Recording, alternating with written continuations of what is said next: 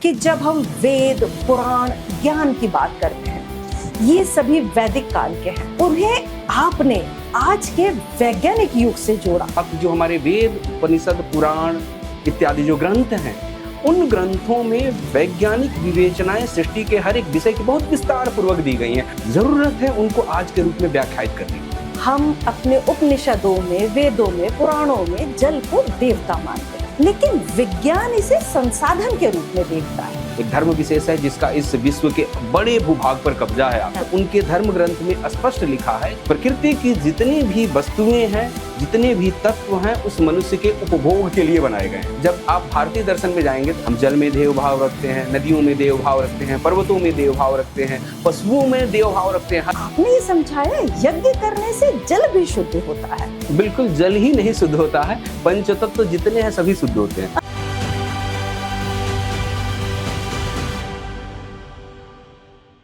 नमस्कार, स्वागत है आपका वीर भारत पॉडकास्ट के आज के प्रसारण में, और मैं आपके साथ हूं पूर्वा राय। जी हां, हम उपस्थित हैं भारत भवन न्यास में और यहां आयोजित है सदा नीरा। सदा नीरा यानी कि सदा के लिए जल, और बेहद खास व्यक्तित्व से मुलाकात करने के क्षण लगातार आपके साथ हम पेश कर रहे हैं।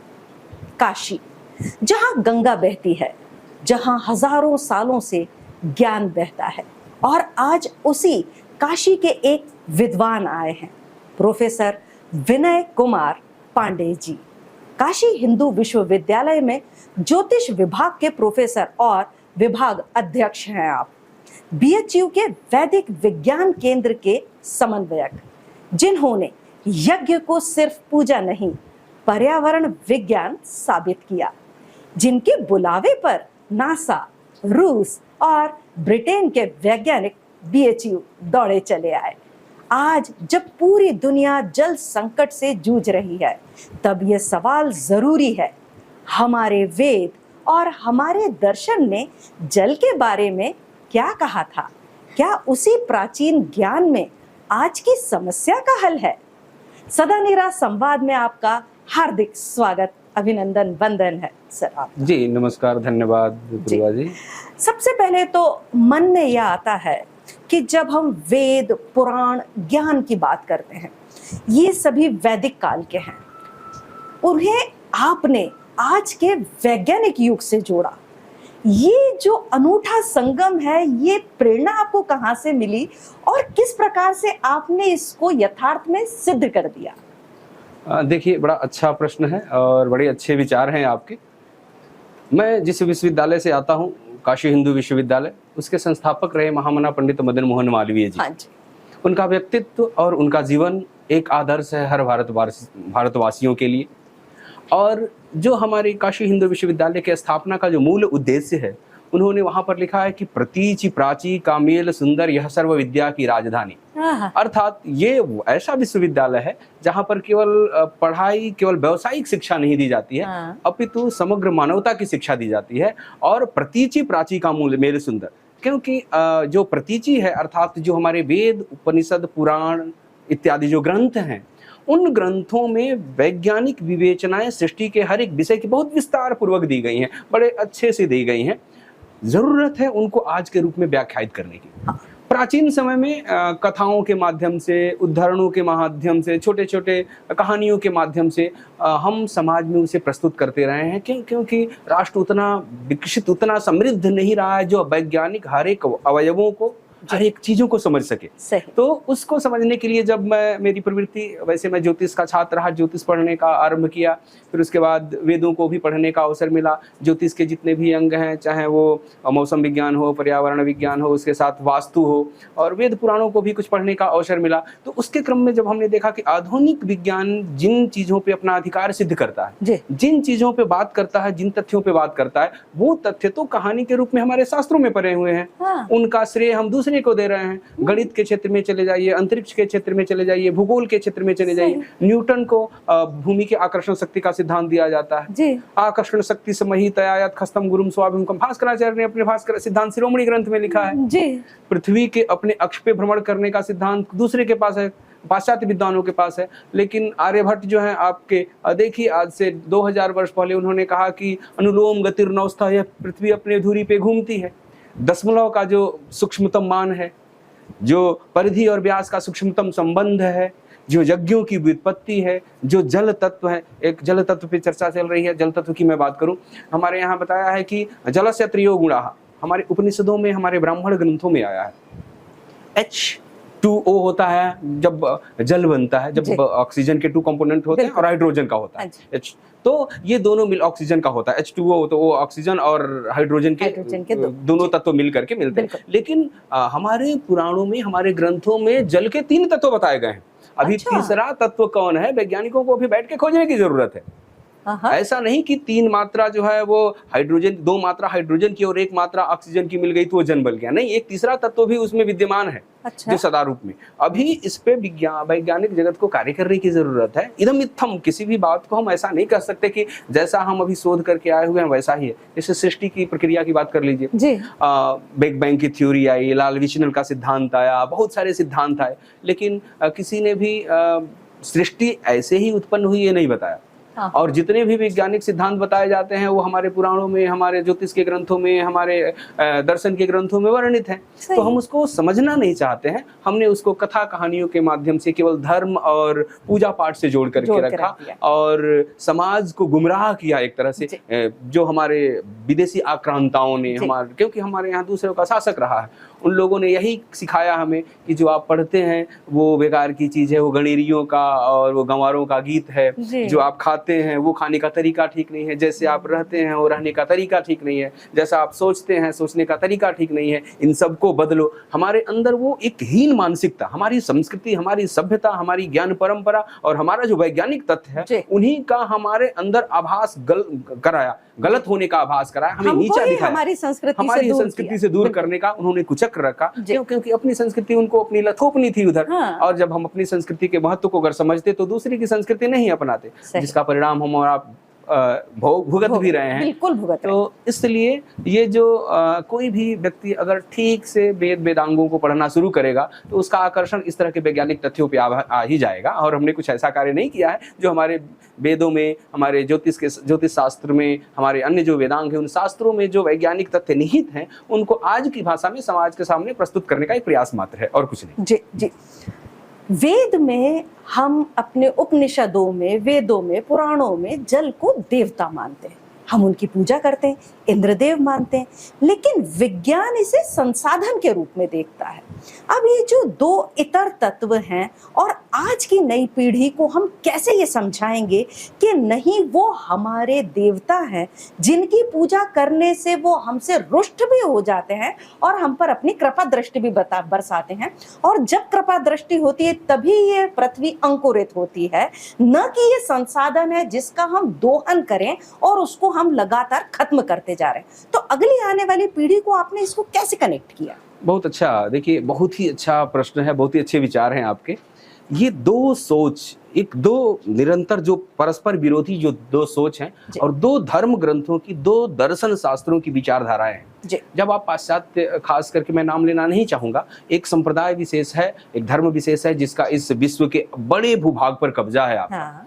और उसके पाश्चात्य देश सभी उसके प्रभाव में हैं। वहां पर उनके धर्म ग्रंथ में स्पष्ट लिखा है कि इस प्रकृति का सबसे अनुपम व्यक्ति, सबसे महत्वपूर्ण जो अगर कोई उत्पत्ति है तो वो मनुष्य है।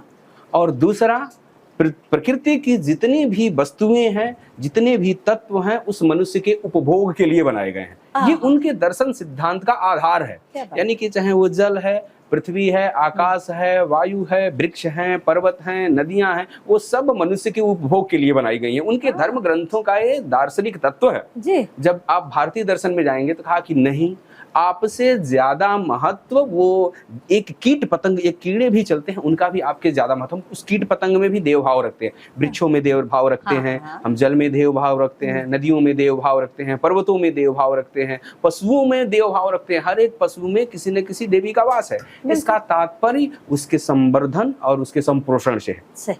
ठीक है, अभी हम उन्हें नष्ट न करें, उन्हें देवता के रूप में माने। उन्हें देवता मानने का तात्पर्य यह है ना कि उनके संरक्षण का विचार हमारे मन में आए। अगर किसी को आप देवता मानेंगे, किसी को आप श्रेष्ठ मानेंगे, तो उन्हें बचाने का प्रयास करेंगे, उनकी सेवा करेंगे, उनको अपने प्राणों से भी अधिक प्रिय मान करके और रक्षा करेंगे। तो अगर देखिए, किसी भी चीज को संजीवित करने के दो ही तरीके हैं, या तो आपके मन में भय हो, और दूसरा या तो आपके मन में स्वाभाविक आकर्षण हो या प्रेम हो। ठीक है, भय तो भारत वर्ष में पाश्चात्यों ने ऐसी संस्कृति डाल दी कि डरते तो हम किसी से हैं नहीं। ठीक है, दूसरा एक श्रद्धा का भाव था आपकी संस्कृति में, जो हम गाय को माता मानते थे, पृथ्वी को माता मानते थे, जल को पिता मानते थे, वृक्ष में देवता मानते थे, वो संस्कृति उन्होंने खत्म कर दी। अब बचा क्या? तो फिर पर्यावरण प्रदूषित होना ही है।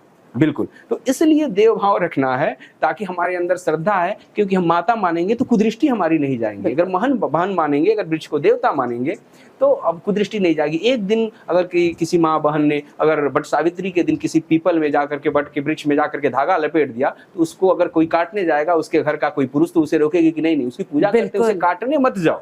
ठीक है, लेकिन जिसको इस संस्कृति का आभास ही नहीं है, वो तो कहेगा कि पेड़ों की पूजा करने वाली ये प्रजाति है, ये धर्म है, ये संप्रदाय है।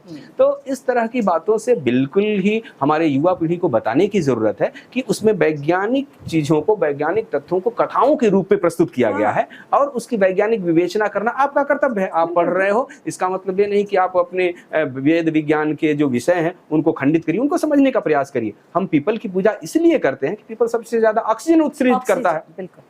बिल्कुल, वहां बैठेंगे तो हम खुद शुद्ध होंगे, हमारा पर्यावरण शुद्ध होगा। बिल्कुल, 3 वृक्ष हमारे महत्वपूर्ण है। एक जो है बट वृक्ष, जिसपे भगवान ब्रह्मा का वास है, एक जो है वो पिप्पल, जिसपे भगवान विष्णु का वास है, और एक है पलाश का वृक्ष, जिसपे भगवान शिव का वास है। ये 3 देवताओं के 3 वृक्ष सबसे महत्वपूर्ण बताए गए हैं हमारे यहाँ। तो इन तीनों का अगर संरक्षण करते हैं, तो तीनों का देखिए पर्यावरणीय, अगर वैज्ञानिक दृष्टि से आप शोध करेंगे, वैज्ञानिक लोग जानते हैं कि इनका कार्बन डाइऑक्साइड को ऑब्जॉर्व करने में और ऑक्सीजन उत्सर्जन में कितना बड़ा योगदान है। जहां पर ये 3 वृक्ष हैं, वहां हम बैठेंगे तो हमारा स्वास्थ्य ठीक होगा। अगर हमारा स्वास्थ्य ठीक है, शारीरिक स्वास्थ्य ठीक है, तो मानसिक स्वास्थ्य ठीक होगा। मानसिक स्वास्थ्य ठीक है तो अच्छे विचार आएंगे, अच्छे विचार आएंगे तो समाज की जितनी भी कुरीतियां हैं, चाहे भ्रष्टाचार हो, अत्याचार हो, दुराचार हो, या आतंकवाद हो, या परिवार विघटन की घटनाएं हो, कुछ भी नहीं आएंगी। क्यों? क्योंकि स्वस्थ तन तो स्वस्थ मन तो स्वस्थ बुद्धि तो स्वस्थ समाज। तो बिल्कुल आप समाज मूल मंत्र ये हुआ कि अगर हम अपनी संस्कृति प्रकृति से जुड़ेंगे तो हम सुधरेंगे, तो युग सुधरेगा। स्वाभाविक है। इसलिए हमें आत्म अनुशासित होना है। अपने देश की सबसे बड़ी विडंबना क्या है? हमारी जेन जी जो है, जो आज नया शब्द है युवाओं को, हम तो युवा कहते हैं, भारत का भविष्य आ गए। तो ये जो है, इनको समझने की जरूरत है, इनको जानने की जरूरत है। ये जो हमारी भारतीय संस्कृति है वो बहुत ही महत्वपूर्ण है। यहाँ पर अधिकार प्रधान कभी नहीं रहा है, कर्तव्य प्रधान राष्ट्र रहा है। बिल्कुल, यहाँ पर हर एक युवाओं को अपने अधिकार तो पता है, लेकिन कर्तव्य किसी को नहीं पता है। और भारतीय संस्कृति है कर्तव्य प्रधान संस्कृति है, अधिकार प्रधान संस्कृति नहीं है। क्यों? क्योंकि आप अपना कर्तव्य करते रहेंगे तो अधिकार को आपको खुद ही मिल जाएगा। कर्मण्येवाधिकारस्ते मा फलेषु कदाचन, भगवान ने हमको गीता में उपदेश दिया।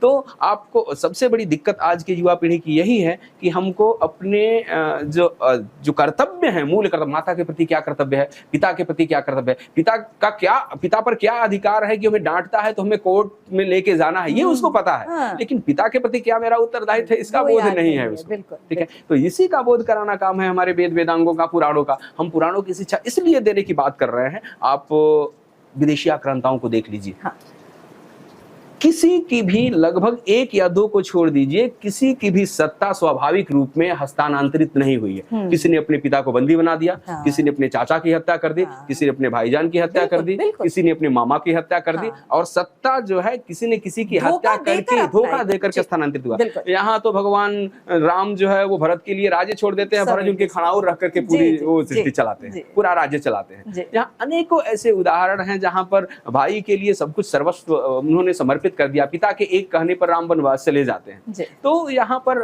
अपने कर्तव्य बोध की बात है, अधिकार बोध की बात नहीं है। तो हमें अधिकार बोध अगर हो जाए तो सारी कुरीतियां दूर हो जाएंगी। और आज की युवा पीढ़ी से मैं यही आह्वान करूंगा कि अपने भारतीय संस्कृति को समझिए। मातृदेवो भव, पितृदेवो भव, अतिथि देवो भव, तो यत्र रार्यस्त पूज्यन्ते रमन्ते तत्र देवता। अगर आप सोचिए कि युवाओं में कि इस तरह की भावना आ जाए कि मातृवत प्रभारेषु, जितनी भी स्त्रियां हैं उसमें मातृभाव है, बहन का भाव है, तो कुदृष्टि नहीं आएगी। बिल्कुल कुदृष्टि नहीं आएगी तो फिर ये व्यभिचार की घटनाएं हैं जितनी भी, वो खत्म हो जाएंगी। जी। उसके मन में अगर राष्ट्र देवो भव हो गया तो आतंकवाद में संलिप्त नहीं होगा। तो आतंकवादी घटनाएं नहीं घटेंगी आपके देश में। तो बिल्कुल ही उसको आत्मबोध कराने की जरूरत है। हमें भारतीय संस्कृति और भारतीय ज्ञान परंपरा से, वेद पुराणों से उन्हें परिचित कराने की जरूरत है। और आज का युवा समझदार है, वो समझ रहा है, बस उसको ये जो पढ़ाई जा रही है उसके सिलेबस को चेंज करने की जरूरत है, सही राह दिखाने की जरूरत है। बिल्कुल ये उनको हमें किसी भी शिक्षक को कक्षा में जाने के बाद से उनके अधिकार के साथ कर्तव्यों की बात बताने की जरूरत है। जी। प्रोफेसर साहब, आप इतने बड़े विभाग के अध्यक्ष हैं, हमने सुना है कि यज्ञ करने से वायु शुद्ध होती है। बचपन से सुनते आए हैं, घरों में होता आया है, दादी नानी करती आई थी, लेकिन आपने ये समझाया यज्ञ करने से जल भी शुद्ध होता है। और किस प्रकार से ये होगा और अगली पीढ़ी को हम कैसे समझाएंगे कि यज्ञ करना हमारे लिए एक पूजा का, तीज त्योहार, ईश्वर के सामने बैठे, पहले हमने उनकी पूजा की, यज्ञ किया, फिर आरती हमने की, ये एक हमारी परंपरा चली आ रही है। लेकिन अब आप उन्हें ये समझा रहे हैं कि यज्ञ करने से जल भी, तो क्या आगे चलकर ये सच में संभव हो सकता है कि हमारी आने वाली पीढ़ी यज्ञ से जुड़े और जल को शुद्ध करना सीखे? बिल्कुल, जल ही नहीं शुद्ध होता है, पंचतत्व जितने हैं सभी शुद्ध होते हैं। अच्छा। उससे आकाश भी शुद्ध होता है, उससे वायु ही शुद्ध होती है, उससे जल भी शुद्ध होता है, उससे अग्नि भी शुद्ध होती है, और उससे पृथ्वी भी शुद्ध होती है। पंच तत्व जितने हैं सभी के साथ शुद्ध होते हैं। और जब पंच जो प्रकृति अगर शुद्ध, पंच ये जो हमारे तत्व हैं ये शुद्ध हो गए तो प्रकृति शुद्ध हो जाएगी, और प्रकृति शुद्ध हो गई तो हमारी मन और बुद्धि शुद्ध हो जाएगी। तो फिर कहीं दोष रह ही नहीं जाएगा, क्योंकि हमारे यहाँ बताया कि यज्ञात् भवति पर्जन्यः, पर्जन्यात् अन्न संभवः। यज्ञ जब होता है तो वो उससे मेघ बनते हैं, उससे वृष्टि होती है, और वृष्टि का जो जल पुनः जब पृथ्वी पे आता है तो वो पृथ्वी से अब्जर्व होकर के नीचे जाता है, नीचे से फिर वो रिसोर्स होकर के फिर ऊपर आता है, शुद्ध होकर के फिर हमें वो प्राप्त होता है। ठीक है, तो वो जो बादल होते हैं, जो मेघ होते हैं, वो जब वाष्प के माध्यम से जल को उत्सर्जित करके आकाश में ले जाते हैं, फिर वृष्टि के माध्यम से देते हैं, वो पृथ्वी में फिर ऑब्जर्व नीचे जा करके वो रिफाइंड होकर के फिर हमारे पास होकर के आते हैं। तो ये जो रिसाइकल है ना, वो चलता रहता है, बिल्कुल एक निरंतरता जो है उसमें बनी रहती है। तो इसलिए हमारे यहाँ जो यज्ञों का प्रभाव बताया गया है कि जब वृष्टि नहीं होती थी तो राजा लोग यज्ञ का आयोजन करते थे। तो कहते थे कि अभी क्यों नहीं हो रहा है? कहा कि बिल्कुल होगा, निश्चित ही होगा। बारिश हमारे लिए तो होनी नहीं है अकेले व्यक्ति के लिए। हाँ, अभी जिस तरह की सत्ता आई है, जैसे कि आज की मध्य प्रदेश की राज्य सत्ता जो है, केंद्र की जो राज्य सत्ता है, इस तरह के आयोजनों को कर रही है। इसी तरह से इस तरह की राज्य सत्ता अगर ईश्वर न करें, अगर इस तरह कहीं अनावृष्टि की स्थिति उत्पन्न होती है और उस क्षेत्र में, जिस क्षेत्र में वृष्टि नहीं हो रही है, अनावृष्टि, सूखा पड़ रहा है, उस क्षेत्र में यज्ञ जो हमारे यहाँ वृष्टि के लिए बताए गए हैं, यज्ञ इंद्रदेव की प्रसन्नता के लिए बताए गए हैं, उनका विधि के साथ अनुष्ठान कराएं। वृष्टि न हो तो कहिए, निश्चित ही होगा, आप वृष्टि होगी ही होगी, मौसम अनुकूल होगा, वृष्टि भी होगी। इसके साक्षात प्रमाण हैं, हम लोगों ने, हमारे ऋषियों की वाणी प्रमाण है, वेद हमारे प्रमाण है, और वेदों के बाद हमारा जो ये प्रायोगिक अध्ययन प्रमाण है। आप डेटा लीजिए ना, हम लोगों ने ज्योतिष शास्त्र में वृष्टि पे बहुत सारे कार्य कराए हैं। आधुनिक विज्ञान की जो डेटा है, हमारे ज्योतिष विज्ञान के जो वृष्टि की डेटा है, उससे कोई बहुत आगे नहीं होती है, पीछे ही होती है। और हम जो वर्षा की भविष्यवाणी करते हैं, 1 साल पहले करते हैं, मौसम विज्ञान 24 घंटा पहले करता है। तो आप अध्ययन को वरीयता देनी है। बिल्कुल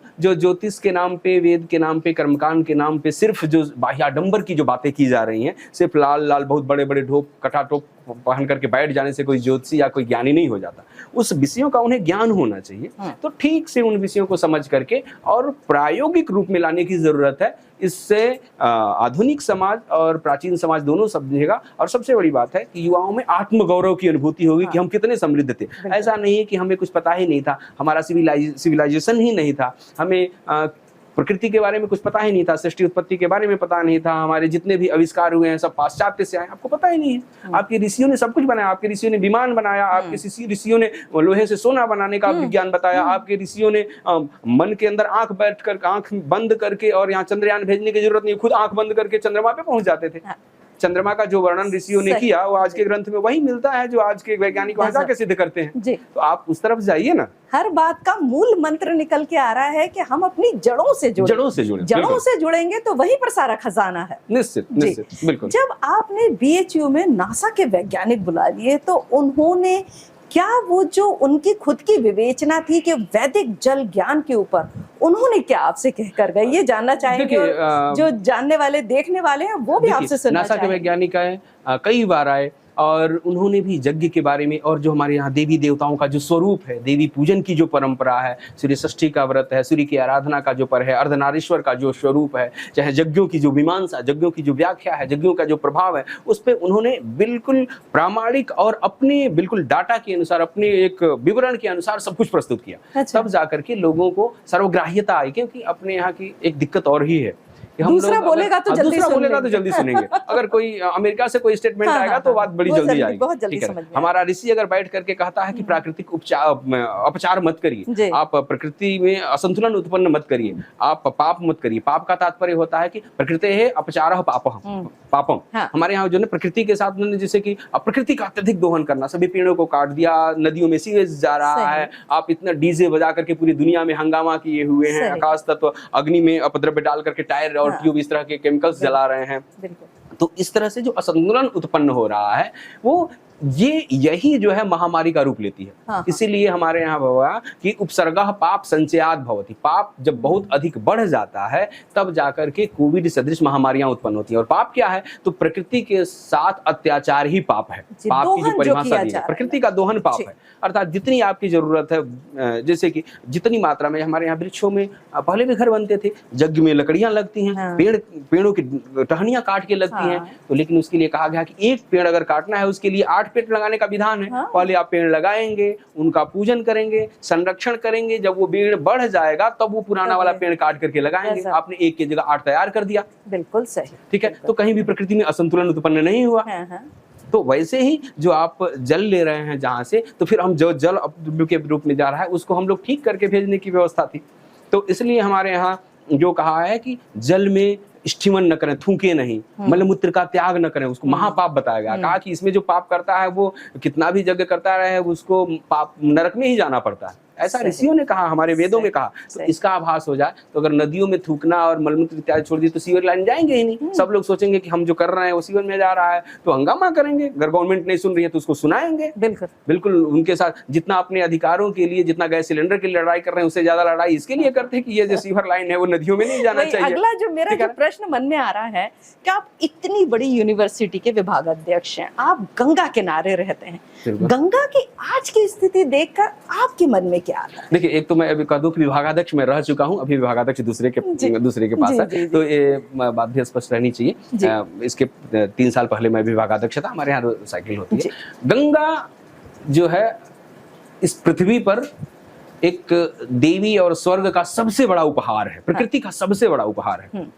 और जब हमारे एक आचार्य भास्कराचार्य होते हैं, वो जब गंगा के बारे में लिखते हैं तो लिखते हैं कि या कर्णिता भिलसिता, मतलब गंगा नाम सुनने मात्र से पुण्य की प्राप्ति होती है। हाँ। या कर्णिता अभिलषिता, आपके मन में सुनने मात्र से, अभिलषिता आपके मन में अभिलाषा हो गई कि मैं गंगा तट पे जाऊंगा, उससे उसी मात्र से। फिर कहा कि स्मृता, आपने गंगा का स्मरण कर लिया। उक्ता, गंगा नाम बोल दिया। स्पृष्टा, आपने गंगा का स्पर्श कर लिया। पीता, पी लिया। बहुधा पि पापिनः पुरुषान पुनाति, ये गंगा जो है ये सभी पापों को नष्ट कर देती। आपने स्नान कर लिया तो उसके बाद कुछ बचा ही नहीं, जब इतना कर दिया। और सगर जो है वो भागीरथ जो है वो सगर के जो पुत्र थे उनको तारने के लिए जब लेकर के आए तो वहाँ कहा कि ये कि जब हम गंगा तट के लिए चल देते हैं, गंगा तट की योजना बनाते हैं, गंगा की जब योजना बनाते हैं कि हम गंगा जाएंगे, तो इसके जितने भी पूर्वज होते हैं वो अगर जो पाप किए रहते हैं वो पाप बंधनों से मुक्त हो जाते हैं। जब हम चल देते हैं तो प्रसन्नता, हमारे जो पितरों के मन में प्रसन्नता का पारावार नहीं रहता है, बहुत प्रसन्न हो जाते हैं कि अब तो हमें बिल्कुल ही मुक्ति मिल जाएगी। और जब हम गंगा तट पे पहुंच जाते हैं तो प्राप्त तटे विजितांतक दूतो यात नरे निर्यात सुरलोकम, वो जो यमराज है वो छोड़ के भाग जाता है, सीधे उनको स्वर्ग में जाते हैं। ऐसी महिमा गंगा की वर्णित की गई है। ठीक है, 3 तत्व हैं हमारे यहाँ गंगा के मोक्ष के। मुक्तिदायक। अच्छा। एक गंगा, हाँ। एक काशी और हाँ। भगवान शिव। हाँ। ठीक है, हमारे यहाँ यद्यपि 7 पुरियां बताई गई हैं, अयोध्या, मथुरा, माया, काशी, कांची, अवंतिका, पुरी, द्वारावती, चीव, सप्तैता मोक्षदायिका। ये 7 सप्तपुरियां हैं मोक्ष को देने वाली। जी। लेकिन फिर पुराणों ने कहा कि अन्यान्य तीर्थ क्षेत्राणी काशी प्राप्त करानी च, यानी कि ये जो 6 पुरियां हैं काशी को छोड़ के, वहां जब जाएंगे तो काशी आने का अवसर मात्र मिलेगा आपको, मुक्ति तो आपको काशी में ही मिलेगी। अरे गजब, काशी में प्राप्त गजब, विमुख्यता नान्नी कोटि सतैरपि। आप अच्छा। अगर अयोध्या जाएंगे, मथुरा में आएंगे, काशी जाएंगे, नहीं अवंती जाएंगे और अन्य जगहों पे जाएंगे तो काशी आने का सौभाग्य जगेगा आपका। मुक्ति तो आपको काशी में ही मिलेगी। क्यों? क्योंकि वहां पर ये विमुक्ति क्षेत्र है, वो भगवान शिव स्वयं वहां विराजमान रहते हैं और उत्तरवाहिनी गंगा है। तो सबका जो एक सम्मिश्रण है वो मुक्ति का प्रदायक है। गंगा की स्थिति पहले से धीरे धीरे सुधर रही है, लोगों के मन में अच्छे विचार आ रहे हैं और आज की सरकारें भी पहले की अपेक्षा थोड़ा सा ध्यान दे रही हैं। तो उनके जो भौतिक रूप में उन पर्यावरणों को प्रदूषित को, गंगा जल को प्रदूषित होने से रोकने के लिए अच्छा है। अभी आप पहले आज से 20-25 साल पहले नहीं दिखता था, लेकिन आज आप जाकर के गंगा जी में साबुन नहा करके नहाते हुए दिख जाए तो रास्ता चलते हुए देगा, का गुरु ये साबुन लगा के नहाए कि तो यही जगह मिलल हो। नवाचार फिर से हो रहा है, लोगों के मन में एक श्रद्धा की बात आ रही है। ठीक है, तो वो निश्चित ही यह एक पुनर्जागरण का काल है और एक ऐसे काल में हम लोग जी रहे हैं कि अगर हम लोग थोड़ा सचेत हुए, अपने युवा पीढ़ी को थोड़ा सा अच्छा संदेश दे दिए तो पुनः हम विश्व गुरु की तरफ बढ़ जाएंगे और पुनः अपनी संस्कृति को, पुनः अपने वैभव को हम प्राप्त कर पाएंगे। जी, बहुत ही अच्छा एक सार्थक चर्चा के अंग रहे हम, और इसमें कोई शक नहीं है कि आपके जैसे गुरु होंगे तो आने वाली पीढ़ियां जरूर हमारी संस्कृति से, सभ्यता से जुड़ेंगी और वो ये सच में जानेंगी कि जो जल है वो देवता ही है, न कि अब संसाधन के रूप में हम उसका दोहन करें। बहुत अच्छा चर्चा आपने की और आपने अपना इतना अमूल्य समय हमें दिया, इसके लिए बहुत बहुत धन्यवाद। नमस्कार। नमस्ते, धन्यवाद।